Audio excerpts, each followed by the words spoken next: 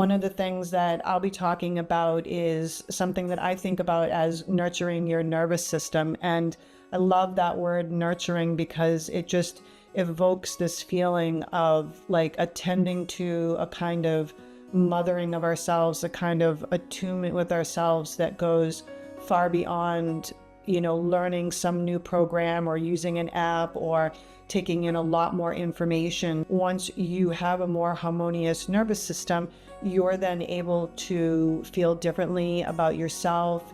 Certainly you sleep better, your relationships are better, your sense of what is possible changes, your connection to everything is different once you're in a place where your nervous system feels truly nurtured. Women intuitively know their bodies, and we always know when something is not right. And so I encourage people when they come to see me that we do exploring around that. So if something feels off, it's off. And I think that sort of in today's world, traditional medicine tends to look at things from the perspective of, you have this problem, here's a fix, here's a problem, here's a fix, here's a problem, here's a fix. But we all know that that really is sort of patchwork and doesn't work well. But when we talk about hormones, I'm not just ever going to talk about your sex hormones. Like, we have to talk about cortisol and insulin and those sorts of things. I'd love to work with women to help them find a way to fit back into their lives. We're turning the focus back on the self. We're trying to tend our garden.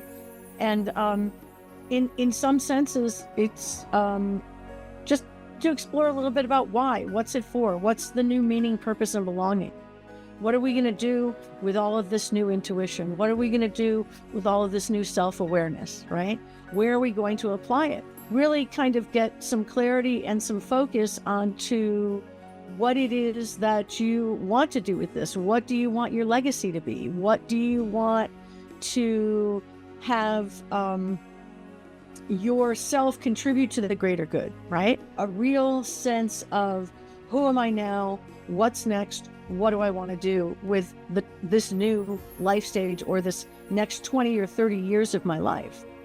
And if we experienced traumatic attachment experiences in early childhood, or events of traumatic events as adults, our nervous systems could be more sensitive, more vulnerable to not feeling safe. It's now being broadly understood that trauma is not what happened to us. Trauma is what happens inside us because of what happened to us. Mindful awareness tools and practices expand that inner spaciousness to be with whatever is there, softly, with wonder, with kindness, with curiosity, which can nourish and increase our resilience, our well-being. When life goes off track, it's easy to blame someone or something outside of you. I've done it myself. But in most cases, it's your own brain that's getting in the way.